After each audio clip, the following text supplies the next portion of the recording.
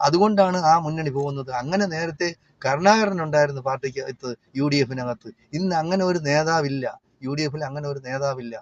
അപ്പൊ അതാണ് ഇവിടുത്തെ ഏറ്റവും വലിയ പ്രശ്നം തന്നെ. ഉമ്മൻചാണ്ടി ഉണ്ടായിരുന്നു, കുറച്ചൊക്കെ ഉമ്മൻചാണ്ടി കൊണ്ട് ഒതുക്കാൻ കഴിയുമായിരുന്നു. പക്ഷെ ഇന്ന് അങ്ങനെ ഒരാളില്ല.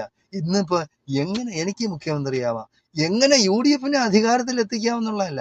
അപ്പൊ നിങ്ങൾ മനസ്സിലാക്കേണ്ടത്, കോൺഗ്രസ്സുകാർ മാത്രം വിചാരിച്ചാൽ UDF അധികാരത്തിൽ വരില്ല. അത് മാത്രമല്ല, കേരളത്തിലാകെ 140 സീറ്റുണ്ട്. ഈ 140 സീറ്റിലും കാമുകന്മാരായിട്ട് കോൺഗ്രസ്സുകാർ തന്നെ ഉണ്ട്. അതായത് നമ്മൾ ഒറ്റയ്ക്ക് നിന്നാൽ മതി, നമുക്കിവിടെ അധികാരത്തിൽ കയറാന്നാണ്. നിങ്ങൾ അത് സ്വപ്നം മാത്രമാണ്. നിങ്ങൾക്ക് കെട്ടിവെച്ച കാശ് പോലും കിട്ടില്ല കോൺഗ്രസ്സുകാർക്ക്. ഞാൻ പറയാണ്, ഞാനും കോൺഗ്രസ്സുകാരൻ തന്നെ പഴയ. അപ്പൊ ഞാൻ പറയണം, നിങ്ങളത് മനസ്സിലാക്കിക്കൂ. അതായത് കഴിയുന്നത്ര ചെറിയ ചെറിയ പാർട്ടികളെ എങ്ങനെയെങ്കിലും പിന്നെ ഒരു ഒത്തുതീർപ്പ് വ്യവസ്ഥയിൽ കൊണ്ടുവന്ന് UDF-ൽ ചേർത്ത് നിങ്ങളെല്ലാം കൂടെ ഒറ്റക്കെട്ടായിട്ട് നിന്ന് പിന്നെ പരിശ്രമിച്ചാൽ മാത്രമേ പിന്നെ UDF അധികാരത്തിൽ വരുള്ളൂ. കാരണം LDF കഴിയുന്നത്ര അടുത്ത പ്രാവശ്യം അധികാരത്തിൽ വരരുത്. അത് മാർക്സിസ്റ്റ് പാർട്ടിക്കാരും ആഗ്രഹിക്കുന്നതാണ്. കാരണം ആ പാർട്ടി തളർന്നു പോകും, ആ പാർട്ടി ക്ഷയിച്ചു പോകും. അപ്പോൾ 2 പ്രാവശ്യം തുടർച്ചയായിട്ട് അധികാരത്തിൽ വന്ന മൂന്നാമത് കയറരുത്. കാരണം അത് ആ പാർട്ടി നശിപ്പിക്കും. നമ്മളെല്ലാം കാണുന്നതാണ്, കേൾക്കുന്നതാണ്. അതായത് ഇപ്പൊ അധികാരം തലയ്ക്ക് പിടിച്ചിരിക്കുകയാണ് ഓരോ കമ്മ്യൂണിസ്റ്റുകാരൻ്റെയും. അപ്പൊ അത് മാറണം. പല പിന്നെ വെട്ടിത്തരങ്ങളും പല തെണ്ടിത്തരങ്ങളും അവരൊക്കെ കാണിക്കുന്നുണ്ട്. അത് മാറ്റിയെടുക്കണമെങ്കിൽ മാർക്സിസ്റ്റ് പാർട്ടിയെ സ്നേഹിക്കുന്ന, അല്ലെങ്കിൽ CPI-യെ സ്നേഹിക്കുന്ന പാർട്ടിക്കാർ, പാർട്ടിയിൽ വിശ്വസിക്കുന്ന ആൾക്കാർ എങ്ങനെയെങ്കിലും ഈ LDF-നെ അധികാരത്തിൽ കയറ്റാതിരിക്കുക അടുത്ത ഇലക്ഷനിൽ. എങ്കിലേ ആ പാർട്ടി വളരുള്ളൂ. ഇപ്പൊ തന്നെ നിങ്ങൾക്കറിയാം ഈ BJP ഏതെല്ലാം തരത്തിൽ കളി കളിക്കുന്നുണ്ടെന്ന്. കേരളത്തിൽ എങ്ങനെയെങ്കിലും കുറച്ച് സീറ്റ് വിടാൻ. അതായത് ഇന്ത്യയിൽ ജീവിച്ചിരിക്കുന്ന കമ്മ്യൂണിസ്റ്റുകാരിൽ ഇന്ത്യയിൽ ജീവിച്ചിരിക്കുന്ന കമ്മ്യൂണിസ്റ്റുകാരിൽ കേന്ദ്രത്തിൽ BJP ഭരിക്കണമെന്ന് ആഗ്രഹിക്കുന്ന ഒരേ ഒരു വ്യക്തി പിണറായി വിജയൻ മാത്രമാണ്. പിണറായി വിജയൻ മാത്രമാണ്. അപ്പോൾ കോൺഗ്രസ് എങ്ങനെയായാലും അധികാരത്തിൽ വരും. അല്ലെ, ഈ കോൺഗ്രസിന്റെ നേതൃത്വത്തിൽ ഒരു ഭരണം ഉണ്ടാകരുത്. കാരണം മാർക്സിസ്റ്റ് പാർട്ടി ആയാലും CPI ആയിരുന്നാലും ബാക്കിയുള്ള ഇടതുപക്ഷ പ്രസ്ഥാനങ്ങളെയും ഇന്ത്യയിലെ ബാക്കിയുള്ള പ്രതിപക്ഷ പാർട്ടികളെ എല്ലാം കൂടെ ചേർത്താണ് കോൺഗ്രസ് ആഗ്രഹിക്കുന്ന ഒരു പിന്നെ UPA മോഡൽ ഒരു ഭരണം കേന്ദ്രത്തിൽ ഉണ്ടാവണം. അത് ആഗ്രഹിക്കാത്ത ഒരു കമ്മ്യൂണിസ്റ്റുകാരൻ ഇന്ത്യയിൽ ജീവിച്ചിരിപ്പുണ്ടെങ്കിൽ അത് പിണറായി വിജയനാണ്. അത് എന്താണെന്ന് അദ്ദേഹത്തിനോട് തന്നെ ചോദിക്കണം, നമുക്കെല്ലാം അറിയാവുന്ന കാര്യമാണ്. അപ്പൊ അതുപോലെയാണ് അഡ്ജസ്റ്റ്മെന്റിന് വേണ്ടി എന്ത് പിണറായി വിജയൻ ചെയ്യും. ഇപ്പൊ നിങ്ങൾക്കറിയാമല്ലോ, IPCR അജിത് കുമാറിന് ഏതെല്ലാം രീതിയിൽ സംരക്ഷിക്കുന്നുണ്ടെന്ന്. അജിത് കുമാർ ആരാണ്? BJP-യുടെ സ്വന്തം ആളാണ്, മോഡിയുടെ സ്വന്തം ആളാണ്. അപ്പോൾ അയാളെ സംരക്ഷിക്കാൻ വേണ്ടി പിന്നെ പിണറായി വിജയൻ എന്ത് വിട്ടുവീഴ്ചയും ചെയ്യും. അപ്പൊ നമ്മൾ അതൊക്കെ മനസ്സിലാക്കിയിരിക്കണം. മാർക്സിസ്റ്റ് പാർട്ടിക്കാരായിരുന്നാലും CPI ആയിരുന്നാലും. നിങ്ങൾക്കറിയാമോ, CPI ഒരു കാലത്ത് CPM-നേക്കാൾ വലിയ പാർട്ടിയായിരുന്നു. ഏകദേശം 39-40 സീറ്റ് വരെ പാർലമെന്റിൽ CPI-ക്ക് ഉണ്ടായിരുന്നു. അന്നെല്ലാം അവര് പിന്നെ കോൺഗ്രസിന്റെ കൂടെ നിൽക്കുകയായിരുന്നു. കോൺഗ്രസിന്റെ കൂടെ നിന്നാൽ CPI-ക്ക് ലാഭമേ ഉള്ളൂ. കോൺഗ്രസിന്റെ കൂടെ നിന്ന് തന്നെയാണ് CPI-യിലെ ആരെങ്കിലുമൊക്കെ കേരളത്തിൽ മുഖ്യമന്ത്രിയായിട്ടുള്ളത്. അത് മനസ്സിലാക്കണം CPI-ക്കാർ. നിങ്ങൾ മനസ്സിലാക്കാനുള്ളത്, നിങ്ങൾ CPM-ന്റെ കൂടെ നിന്ന് വളരില്ല. ഒരു കാരണവശാലും നിങ്ങൾ വളരില്ല. നിങ്ങൾക്ക് വളരണമെങ്കിൽ നിങ്ങൾ UDF-ന്റെ കൂടെ പോകണം. അല്ലെങ്കിൽ കോൺഗ്രസിന്റെ നേതൃത്വത്തിലുള്ള അഖിലേന്ത്യാ ലെവലിൽ നിങ്ങൾ കോൺഗ്രസിന്റെ കൂടെ നിന്നാലേ നിങ്ങൾക്ക് കാര്യമുള്ളൂ. നിങ്ങൾ രക്ഷപ്പെടും, നിങ്ങളെ പാർട്ടി വലുതാവും. നിങ്ങൾക്കറിയാം, 2 സീറ്റുമായിട്ടാണ് BJP പണ്ട് പാർലമെന്റിൽ ഇരുന്നത്, ലോക്സഭയിൽ ഇരുന്നത്. 2 സീറ്റ്. ആ 2 സീറ്റ് ഇന്ന് ഏകാധിപതിയായി രാജാവായി വാഴുന്ന മോഡി എങ്ങനെ ഉണ്ടാക്കിയെടുത്തു? മോഡിയുടെ ബിരുദം എന്താണ്? 2000-ൽ പരം മുസ്ലിങ്ങളെ ഗുജറാത്തിൽ കൂട്ടക്കൊല ചെയ്തു. അന്ന് അവിടുത്തെ ആഭ്യന്തരമന്ത്രി അമിത്ഷാ. അതേ ആഭ്യന്തരമന്ത്രി ഇന്ന് ഇന്ത്യയിൽ പിന്നെ ആഭ്യന്തരമന്ത്രി. ആ മോഡി രാജാവ് ഇന്ന് ഇന്ത്യയുടെ രാജാവ്. അപ്പോ ഈ രാജാവും പിന്നെ അടിമയും കൂടെ ചേർന്നാണ് ഇന്ത്യയുടെ കാര്യം തീരുമാനിക്കുന്നത്. നിങ്ങളൊരു കാര്യം മനസ്സിലാക്കണം. അതായത് നമ്മുടെ ഈ ഇന്ത്യ മഹാരാജ്യത്തിന്റെ സ്വന്തം എയർലൈന് വെറും തുച്ഛമായ വിലക്ക് പിന്നെ ഈ ടാറ്റയ്ക്ക് കൊടുത്ത വ്യക്തിയാണ്. അങ്ങനെ പല പൊതുമേഖലാ സ്ഥാപനങ്ങളും വിറ്റ് തുലയ്ക്കുന്നതാണ്. എന്തിനു വേണ്ടിയാണ്? ചില അവരുടെ ഇഷ്ടക്കാരെ പ്രീതിപ്പെടുത്താൻ. അതായത് 2 ഗുജറാത്തികൾക്ക് വേണ്ടി മാത്രമാണ് ഇന്ത്യ മഹാരാജ്യം ഭരിക്കുന്നത്, അല്ലെങ്കിൽ ഭാരത മഹാരാജ്യം ഭരിക്കുന്നത്. നിങ്ങൾക്കറിയാം, അദാനി, അംബാനി ഇവർ ആരാണ്? ഇന്ന് ഇന്ത്യയിലെ ഏറ്റവും വലിയ കോടീശ്വരന്മാരാണ്. അദാനി എന്നാണ് കോടീശ്വരനായത്? അദാനി എന്നാണ് ഇത്രയും വലിയ കോടി, ആയിരക്കണക്കിന് ലക്ഷക്കണക്കിന് കോടിയുടെ സ്വത്തുണ്ടായത്? മോഡി വന്നതിന് ശേഷമാണ്. അത് മനസ്സിലാക്കാതെ ഇവിടെ വന്നിരുന്ന് മോഡിയെ സ്തുതിക്കുന്ന, തെണ്ടിത്തരം പറയുന്ന ഈ ശ്രീജിത്ത് പണിക്കരും പിന്നെ ജയശങ്കർ വക്കീൽ എന്ന് പറയുന്ന പറട്ട കിളവനും, നിനക്കൊക്കെ ഒരു ബുദ്ധിയില്ലല്ലോ. നമ്മൾ നമ്മൾ ആദ്യം എന്ന് പറയുന്ന ഇതൊക്കെയാണ് ഇവിടുത്തെ പ്രശ്നങ്ങള്. ഇവിടുത്തെ പ്രശ്നങ്ങൾ പാവപ്പെട്ടവനായി പോണ്. ദാരിദ്ര്യം എന്ന് പറഞ്ഞാൽ അവൻ ദാരിദ്ര്യവാസിയായി ജീവിക്കുന്നു. അവർക്കൊരു പിന്നെ മുന്നേറ്റം ഉണ്ടാവണ്ടേ, ഒരു പുതിയ ഉണർവ് ഉണ്ടാവണ്ടേ?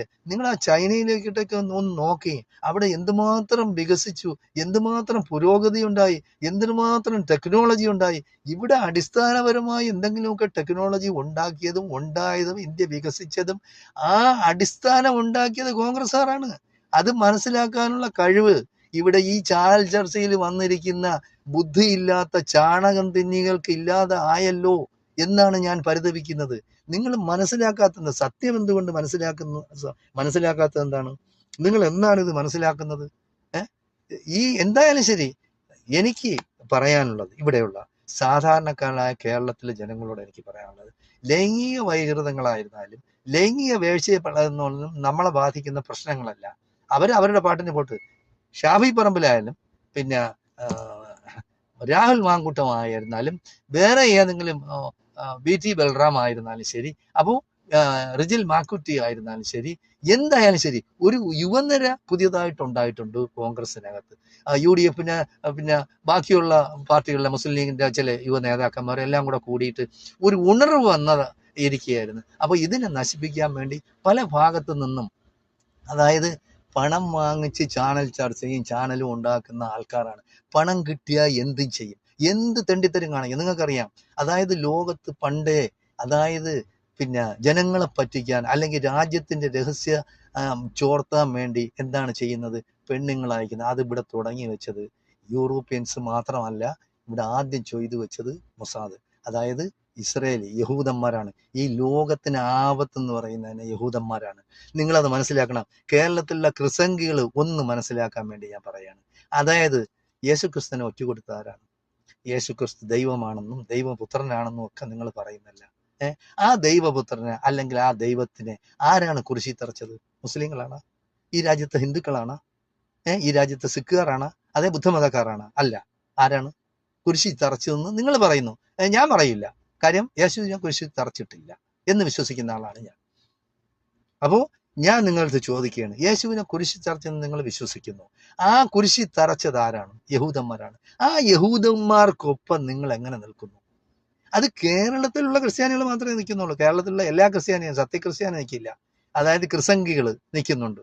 ഇവിടെ ചാനൽ നടത്തുന്ന ഷാജൻ സ്കറിയ, എന്തോ ഒരു സന്തോഷമാണ് ചില ചാനലുകൾക്ക്. തത്വമസി, മറ്റത് മറിച്ചത്, ജനം, അവർക്കൊക്കെ എന്തോ ഒരു സന്തോഷമാണ്. മുസ്ലിങ്ങൾ അവിടെ ബോംബിട്ട് കൊന്നു, കുറെ ചത്തു, കുറെ കൊന്നു.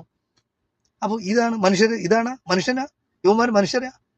അതായത് ആപത്ത് വന്നാലും ബോംബിട്ടാലും ഈ മിസൈൽ അടിച്ചാലും സാധാരണ ജനങ്ങൾക്ക്, അതായത് പ്രയാസങ്ങൾ ഉണ്ടാക്കുന്ന, വിമിഷ്ടം ഉണ്ടാക്കുന്ന, കാലും കയ്യും മുറിയുന്ന ഈ ചിന്ത അവർക്ക് ചെയ്യണമെങ്കിൽ പിന്നെ അത് സന്തോഷം. വേറുള്ളവർക്ക് ചെയ്താൽ, ഇപ്പൊ അവർക്ക് സ്വന്തമായിട്ട് വരികയാണെങ്കിൽ മാത്രമേ അവർക്ക് പ്രശ്നം. അങ്ങനെയല്ല.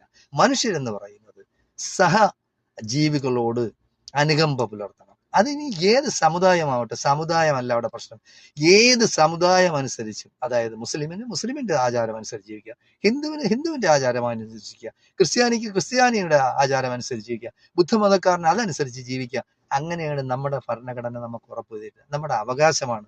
അപ്പോൾ അതനുസരിച്ച് അവർ ജീവിച്ചോട്ടെ. നിങ്ങൾ ആവശ്യമില്ലാത്ത കാര്യങ്ങളിൽ ഈ മതത്തിനെ പിടിച്ചിടരുത്. എല്ലാ മതത്തിലും തെമ്മാടികളും കുറ്റവാളികളും ഒക്കെ ഉണ്ട്.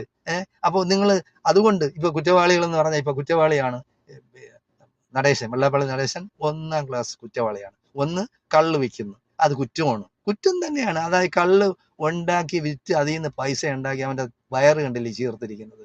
അത് എന്ന് പറഞ്ഞാൽ അത് ഈഴവരെ പറയുന്നതല്ല. ഈഴവരെ പറയുന്നതാണ് നിങ്ങൾ ധരിക്കുകയും ചെയ്യരുത്. അവൻ ഈ പിന്നെ വെള്ളാപ്പള്ളി നടേശൻ ആദ്യം പറഞ്ഞ മുസ്ലിം പിന്നെ പാകിസ്ഥാനാണെന്ന് പറഞ്ഞ് മലപ്പുറം. രണ്ടാമത് അയാൾ പറഞ്ഞ് പാലായിൽ പിന്നെ ക്രിസ്ത്യാനികളാണ്, അല്ലെങ്കിൽ കോട്ടയം ജില്ല കംപ്ലീറ്റ് ക്രിസ്ത്യാനികളാണ് എല്ലാം അടുക്കി വെച്ചിരിക്കുന്നത്, ഞങ്ങൾക്കൊന്നുമില്ല. തെണ്ടിത്തരം പറയുന്ന ഈ വെള്ളാപ്പള്ളി നടേശനെ ഒരു കാര്യം മനസ്സിലാക്കണം. നീ പിന്നെ SNDPയുടെ പിന്നെ ജനറൽ സെക്രട്ടറി ആയതിനു ശേഷം SNDP സാധാരണക്കാരനായ പാവപ്പെട്ട ഈഴവന് വേണ്ടി നീ എന്താണ് ചെയ്തത്? ഒരു കോളേജ് ഉണ്ടാക്കിയ നീ ഉണ്ടാക്കി, നിന്റെ പേരിൽ, നിന്റെ ഭാര്യയുടെ പേരിൽ, നിന്റെ അളിയന്റെ പേരിൽ ഉണ്ടാക്കി, നീ ആപ്ലിക്കേഷൻ കൊടുത്ത. 10 വർഷമായിട്ട് ഇവിടെ ഈഴവ മുഖ്യമന്ത്രിയാണ് പിന്നെ കേരളം ഭരിക്കുന്നത്. നീ എന്തെങ്കിലും ഒരു മെഡിക്കൽ കോളേജ് വേണം, അല്ലെങ്കിൽ ഈഴവ സമുദായത്തിന് വേണ്ടി കോളേജ് വേണം, സ്കൂള് വേണം, അവരെ രക്ഷപ്പെടുത്തണം, അവരുടെ പിന്നെ ജീവിത നില ഉയർത്താൻ വേണ്ടി നീ എന്താണ് ചെയ്തത്? ഇല്ല, നീ ഒന്നും ചെയ്തിട്ടില്ല. അതുപോലെ തന്നെയാണ് പി സി ജോർജ്. ചെറ്റിയാണ്, കേരള രാഷ്ട്രീയത്തിലെ നപുംസകം, വേസ്റ്റാണ് ഈ പി സി ജോർജ്. അവനാണ് ഇന്ന് വന്നിരുന്ന് പറയുന്നത് ലവ് ജിഹാദ്, നാർക്കോട്ടിക് ജിഹാദ്. അവന്റെ സ്വന്തം മകനാണെന്നതിന് ആർക്കറിയാം? പിന്നെ പിന്നെ കള്ളും കുടിച്ച് കിടക്കുന്ന യവനല്ല, അവന്റെ തന്തയ്ക്കും കള്ള് വിൽപ്പനയായിരുന്നു ജോലി. കള്ള് വിൽപ്പനയാണ് അവൻ, അതിലാണ് കള്ളുണ്ടാക്കി വിറ്റ് ആണ് അവൻ പൈസക്കാരനായത്. അപ്പോൾ അവൻ പറയാണ് പിന്നെ ലവ് ജിഹാദാണ്. അതായത് മുസ്ലിങ്ങൾക്ക് പിന്നെ ഹിന്ദു പെണ്ണുങ്ങൾ, ഞങ്ങളെ ഹിന്ദുക്കളെ, ഞങ്ങളെ ക്രിസ്ത്യാനികളെ, നിന്റെ എന്നാണടാ ഈ പിന്നെ ഹിന്ദുക്കൾ നിന്റേതായത്? എന്നാണ് നീ എങ്കിൽ ഹിന്ദു മതത്തിൽ വിശ്വസിക്കാത്തത്? നിന്റെ മകൻ കെട്ടി എന്ന് പറയുന്നത് പിന്നെ ജഗദീഷ് ശ്രീകുമാറിന്റെ മകളെ എന്തിനു നീ ക്രിസ്ത്യാനിയാക്കിയത്? നീ ഇല്ലായിരുന്നാ? നീ എന്ത് ചത്തുപോയാന്ന്? ഇല്ലല്ല, നീ ജീവിച്ചിരിപ്പുണ്ടായിരുന്നല്ല. നീ എന്തുകൊണ്ട് പിന്നെ ക്രിസ്ത്യാനിയാക്കി? അതിന്റെ കാര്യം എന്തായിരുന്നു? നീ ഇപ്പോഴെങ്കിൽ അതിൽ പശ്ചാത്തപിക്കുന്നുണ്ടെങ്കിൽ ഹിന്ദു മതത്തിലേക്ക് നീ മതം മാറ്റ്.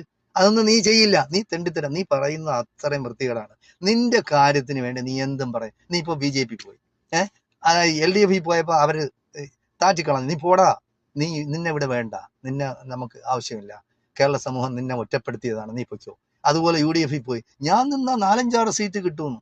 ഏത് UDF വന്നാൽ ഞാൻ വിചാരിച്ച 4-5 സ്വന്തമായിട്ട് ജയിക്കാൻ കഴിവില്ലാത്തവനാണ് പി സി ജോർജ്. ആ ജോർജ് പറയണേ ഞാനും കൂടെ നിങ്ങളെ UDF കൂടെ 2-3 സീറ്റും കൂടെ ഞാൻ ഒപ്പിച്ചു തരാം. അപ്പോ അങ്ങനെ തെണ്ടിത്തരം പറയുന്ന ജോർജ് ഇപ്പൊ മോനും തന്തയായിട്ട് ഇനി തെറ്റും. കാരണം ജോർജിന് കൊടുക്കാന്ന് പറഞ്ഞ സീറ്റും പിന്നെ സ്ഥാനമാനങ്ങളൊന്നും കിട്ടിയില്ല. മകനെ വൈസ് പ്രസിഡന്റ് ആക്കി BJP. എന്തായാലും ശരി, BJP സംഘപരിവാർ ശക്തികൾ, നിങ്ങൾ പിന്നെ വലിയ വീരവാദം പറയുന്നില്ല. നിങ്ങൾ ആദ്യം ചെയ്യേണ്ടത് ഷോൺ ജോർജിനെ കൊണ്ട് ആദ്യം ആ പെൺകുട്ടിയെ മതം മാറ്റിക്കുക. എങ്കിലേ നിനക്ക് സ്ഥാനമാനങ്ങളും പാർട്ടിയിൽ അംഗീകാരം തരോടെന്ന് പറയാനുള്ള തൻ്റെ ഇടമുണ്ട്, ആണത്തമുണ്ട്. അങ്ങനെയുള്ള ഏതെങ്കിലും ഒരു ചുണക്കുട്ടികളുണ്ട്. ബാക്കിയുള്ള ശശികളെയും മറ്റവരും മറിച്ചവരും പറഞ്ഞിട്ടൊന്നും കാര്യമില്ല.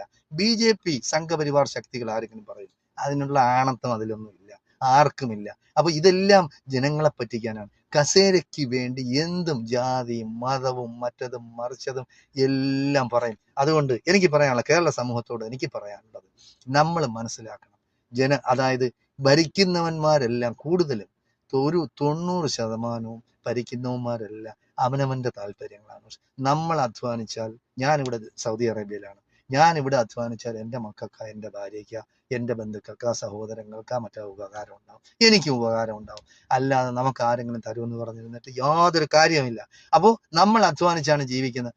നമ്മൾ പറയാനുള്ളത് എവിടെയും പറയണം. ഒരുത്തനെയും ഭയക്കേണ്ട കാര്യം നമുക്കില്ല. നമ്മൾ അധ്വാനിച്ച് ജീവിക്കുന്നത്, നമ്മൾ എന്തിനാ ആരെങ്കിലും ഭയക്കണം? അപ്പൊ അതുകൊണ്ട് കേരള സമൂഹം പറയേണ്ടത്, നിങ്ങളുടെ ലൈംഗിക പിന്നെ വേഴ്ചകളാ, അതിനെപ്പറ്റിയുള്ള ചർച്ചകളല്ല ഞങ്ങൾക്ക് കേൾക്കേണ്ടത്. ഞങ്ങളെ സാധാരണക്കാരന്റെ പ്രശ്നങ്ങളാണ് നിങ്ങൾ ചർച്ച ചെയ്യേണ്ടതെന്ന് ചാനലുകാരോട് നിങ്ങൾ ഒന്നുമല്ലെങ്കിൽ കമന്റ്സ് എങ്കിലും ഇടണം. ഓക്കെ, അപ്പോൾ എല്ലാവരും ബോധവാൻ. കേരളത്തിന് സ്വന്തമായ ഒരു സംസ്കാരമുണ്ട്, സ്വന്തമായ ഒരു പിന്നെ എന്താണ്, ലോകത്ത് നിങ്ങൾ എവിടെ പോയാലും ശരി, നിങ്ങൾ ഇന്ത്യക്കാരനാണെന്ന് കേരളക്കാർ പറയാറില്ല. ഞങ്ങൾ കേരളക്കാരനാണെന്ന്. കാരണം അവർ അപ്പൊ ഇന്ത്യയില്ലേ എന്ന് ചോദിക്കും. അപ്പൊ ഞങ്ങൾ പറയും, മോഡി വിശ്വഗുരുവിന്റെ രാജ്യത്ത് നിന്നല്ല ഞങ്ങൾ കേരളക്കാർ, ഞങ്ങൾ പ്രത്യേകിച്ചാണ്. വെറുതെ തമാശയ്ക്ക് വേണ്ടി അങ്ങനെ പറയാറുണ്ട്.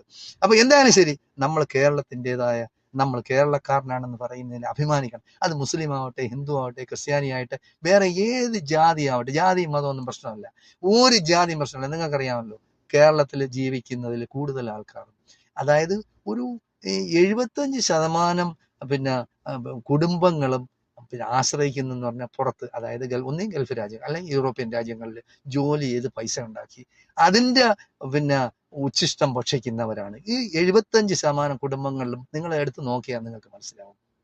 അപ്പോൾ നമ്മളെല്ലാം വിദേശത്ത് ജീവിക്കുന്നവരാണ്. ക്രിസ്ത്യാനിയുടെ പിന്നെ രാജ്യത്ത് പോയി ഹിന്ദുവും മുസ്ലിമും ജോലി ചെയ്യുന്നു, മുസ്ലിമിന്റെ രാജ്യത്ത് വന്ന് ക്രിസ്ത്യാനിയും ഹിന്ദുവും ജോലി ചെയ്യുന്നു. ഇവിടെയൊന്നും ഒരു പ്രശ്നവും ഇല്ലല്ലോ. അപ്പം നമുക്ക് കേരളത്തിൽ മാത്രം എന്തിങ്ങനെ പ്രശ്നം, ഇങ്ങനെ ചാനൽ ചർച്ച വരുന്നത്? അപ്പോൾ അധികാരത്തിൽ ഇരിക്കുന്നവന്മാര് അടിച്ചൊതുക്കേണ്ടത് ഇങ്ങനെയുള്ളതാണ്. അതായത് പച്ചയ്ക്ക് വർഗീയത പറയുന്നവനെ അടിച്ചൊതുക്കുന്ന മാത്രമല്ല, നിയമം ഉണ്ടാക്കി അവനെയൊക്കെ നാട് കടത്തണം. നാട്ടിലെ വിഭാഗീയതയും പിന്നെ കുത്തിത്തിരിപ്പും പിന്നെ വംശീയതയും പിന്നെ എന്താണ് മനുഷ്യരെ തമ്മിൽ തെറ്റിക്കുകയും ചെയ്യുന്ന, അതായത് പിന്നെ അക്രമ പ്രവർത്തനങ്ങൾക്ക് പ്രചോദനം കൊടുക്കുന്ന, അല്ലെങ്കിൽ അവരെ പിന്നെ കൊല്ലാൻ വേണ്ടി നിങ്ങൾ കത്തികൾ ശേഖരിച്ച് വെച്ചോളൂ എന്ന് പറയുന്ന ഇവനെയൊക്കെ, അല്ലെങ്കിൽ തല വെട്ടും, കാല് വെട്ടും, കയ്യും വെട്ടും, വേണമെങ്കിൽ തലയും വെട്ടും, അങ്ങനെ പറയുന്നവന്മാരെ അറസ്റ്റ് ചെയ്യാനുള്ള തൻ്റെ ഇടം ഉള്ള ആൾക്കാരെ വേണം നിങ്ങൾ അധികാരത്തിലേക്ക്. അങ്ങനെ പറയുന്നവർ ആരുണ്ട്? ജാതി മത ചിന്തകൾക്ക് അതീതമായി, അതായത് സത്യത്തിലും നീതിയിലും അധിഷ്ഠിതമായ ചിന്താഗതിയുള്ള നല്ല ആൾക്കാർ. ലൈംഗികമായ ബാക്കിയുള്ള കാര്യങ്ങളൊന്നും നമുക്കറിയണ്ട, അത് അവർ തമ്മിൽ തീർത്തോട്ടെ. അപ്പോൾ അങ്ങനെയുള്ള നല്ല ആൾക്കാരെ നിങ്ങൾ തിരഞ്ഞെടുത്ത് അധികാരത്തിലെത്തിക്കണം. ഈ അനാവശ്യ ചർച്ചകൾ ഇവന്മാർ ചെയ്യുന്ന ചാനലുകൾ നിങ്ങൾ നിർബന്ധമായിട്ടും തിരസ്കരിക്കണം. ഇങ്ങനെയുള്ള ചാനലുകൾക്ക് നിങ്ങൾ ഒന്നുമില്ലെങ്കിൽ കമന്റ്, നിങ്ങൾക്കൊന്നും വേറെ ജോലിയില്ലേ എന്ന് ചോദിക്കാനുള്ള തൻ്റെ ഇടമെങ്കിലും നമ്മൾ കാണിക്കണം. എന്തായാലും ശരി, ഇനിയും ഒരു അടുത്ത വീഡിയോ വരുന്നവരെ പിന്നെ ചെയ്യുന്നവരെ നിങ്ങൾക്ക് എല്ലാവർക്കും, എന്നെ കേട്ടിരുന്ന നിങ്ങൾക്ക് എല്ലാവർക്കും നന്ദി, നമസ്കാരം.